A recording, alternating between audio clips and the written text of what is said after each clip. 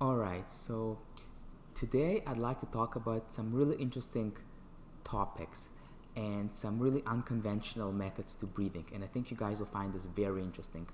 So, James Nestor has a part 3 of his book where he talks about breathing plus techniques, and these involve literally consciously overloading the sympathetic nervous system, and he noted it's not for everyone, right? But this starts out in the Civil War battlefields in 1862, where the Costa, which is a Portuguese guy, right, who studied medicine, attended a hospital in Philadelphia to help people after the war, people who experienced anxiety, paranoia, headaches, and dizziness and chest pain, all of those symptoms of a panic attack, right? They're hyperventilating, their heart rate was up, they had a bluish tint to their fingers and hands, which is a sign of overbreathing and anxiety and all that, and they're literally immobilized. Although some had actual physical issues, a lot of those who had very high heart rates had mainly psychological challenges, like these panic attack type of symptoms, and had a very rapid and erratic heart rate, and this was called the irritable heart syndrome. And the Costa released a study actually in 1871 talking about how all of these soldiers had a very high, rapid, and erratic heart rate. And the same was true in World War I, so half a century later, in World War II, in the Vietnam War, in the War of Afghanistan. All of these people had very rapid heart rates. And the Costa noted it's actually a disorder of the sympathetic nervous system. Okay? They're a very rapid heartbeat. So later, the author, James Nestor, hires a person by the name of Chuck McGee to help him redline his sympathetic nervous system, but did so consciously, right, to cause that rapid heart rate, anxiety, and paranoia, and see what happens. And he noted the difference here is that you're doing it to yourself. You're in control in the driver's seat.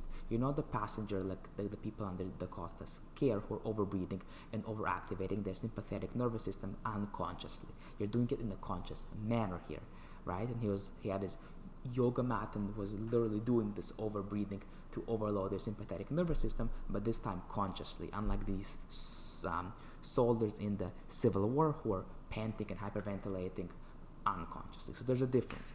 In our bodies, we have a parasympathetic nervous system for relaxation, rest and digest, and sexual functions too, right? It also stimulates sexual arousal. And then we have the sympathetic nervous system, which is fight or flight. Now, the nerves in the PNS are in the lower lobes. That's why deep breathing is relaxing, right? And especially that long exhalation as well. It can lead to relaxation and a reduced heart rate. Sympathetic nervous system nerves are at the top of the lungs, and these are caused by short, hasty, quick breaths. So when you breathe very, very fast and use only your chest and not your lower belly or abdomen, that's not relaxing. That's more of a lot of times when people are stressed, they do it. So stress can cause it, and this actually can further activate the sympathetic nervous system. So it's actually both ways, right? It can cause you to sweat, increase alertness, cause blood vessel construction to send blood to essential organs like the brain and heart, right? That's what the SNS, sympathetic nervous system, does. Now, the goal is you want to be in the sympathetic nervous system for short bursts or on occasion. And these are some of the practices like the TUMO, for example, that we will be talking about here. Now, Dr. Porge has been studying vagus nerve stimulation and noted that it can slow down the heart rate and circulation, right, when the sympathetic nervous system is overactive, and when so it can cause it to slow down. Now, what he showed is that when we are in an extremely high level of stress, there's an evolutionary mechanism of playing dead, or fainting as it's called, right, to prevent predators from catching the prey. When we're under a lot of stress, we literally shut off. We reduce blood flow to organs, right, to pretend as if we're not alive. And so when we're somewhat anxious, we still get this effect of less blood flow and reduced communication across the body. And it's this reduced communication which was causing all of these symptoms that these soldiers experienced, like stress and panic and irritable heart syndrome, rapid heart rates, even erectile dysfunction, and even diabetes. And we saw erectile dysfunction and diabetes can also be caused by overbreathing, mouth breathing. We talked about this. So again, there's something called vagus nerve stimulation to reset the autonomic nervous system to allow that vagal nerve communication to occur. But it turns out that there's another way. And there's many examples of this. Tibetan Buddhists actually use a practice called inner fire meditation, where you breathe super, super fast. And Naropa actually in the 10th century harnessed the power of the breath to not freeze. And this practice is actually called Tumo, and it's passed down in the Himalayas.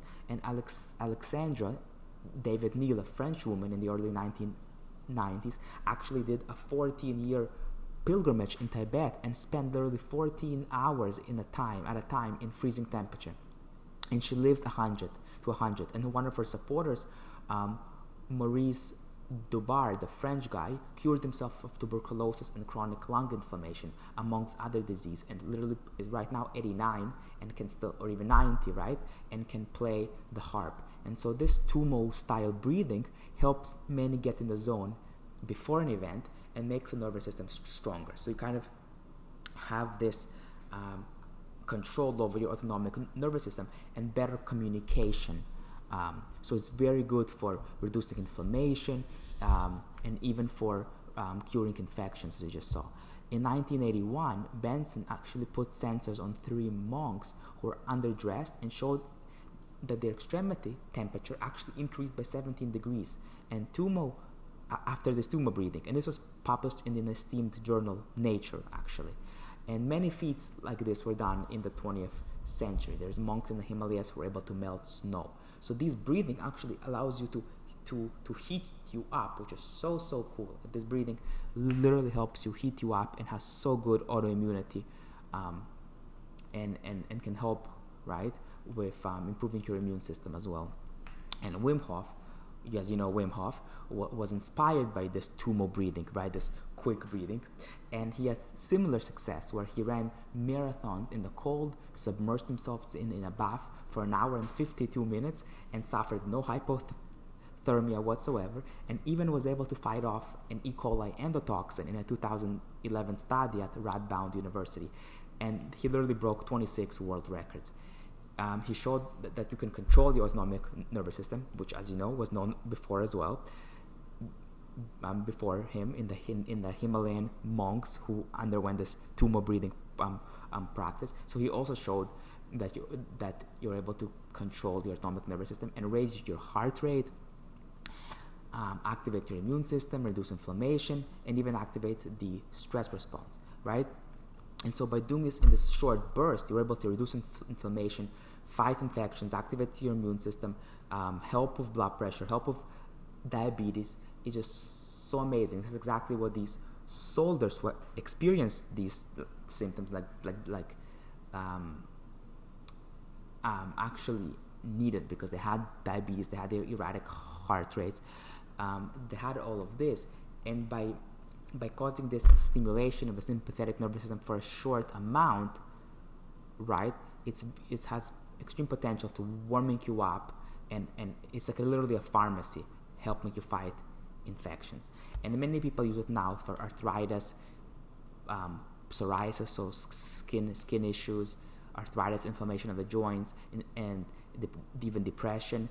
As you know, Wim Hof lost his wife due to suicide and himself experienced depression, as well as inflammatory markers. In just a few weeks, you literally get a 40% reduction in C-reactive protein and inflammatory markers. So it's great for reducing inflammation, for mental health issues, right? Arthritis, depression, all that sort of stuff. And it even helped McGee, which is the person that the author hired to do this type of breathing. He did Wim Hof, and it helped him too with his blood pressure, type 1 diabetes, which he suffered from, right? It helped him regulate his blood glucose better, and even chronic back pain. So it's good for joint pain, back pain, all sorts of pain. And this breathing technique has been shown so much to help. A lot of people are using it actually right now as well. Like thousands of people use Wim Hof breathing and have positive results. And there's a lot of science behind it. Another type of breathing is holotropic breathing. Here the science is way thinner, meaning there's not nearly as much as Wim Hof, and this was invented by Stanislav Grof from Prague, Czechoslovakia, and he tried a breathing technique to mimic the high that you get from LSD that was sent to a psychology department where he studied, I believe, in the 1950s. And so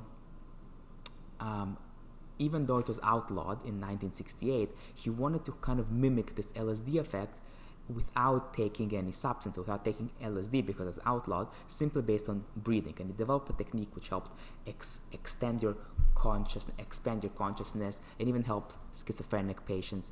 And even Dr. Eierman used it for 11,000 patients with drug addiction and suicide. And what you do is you literally sit 3 hours and you breathe as fast as you can while there's this crazy music blasting around you. And so you literally breathe as fast as you can for 3 hours. It's a crazy feat and endeavor, but it definitely has interesting effects as shown anecdotally, because there's very few studies. And all the studies that there are subjective studies as well. And the author talks about a guy named Ben who literally was transformed into a wolf and was literally crawling and had crazy stuff. And Dr. Grof believes that it's actually due to reduce oxygen to the brain as much as 40%. So what happens is the body literally sets stress signals to the limbic system to trick that it's dying, and that's how you get these psychedelic effects and the birth-rebirth experiences. So there's many of these amazing Tumo style feeds that are being looked at, right, as by Wim Hof and Stanislav Grof, and that show these amazing benefits.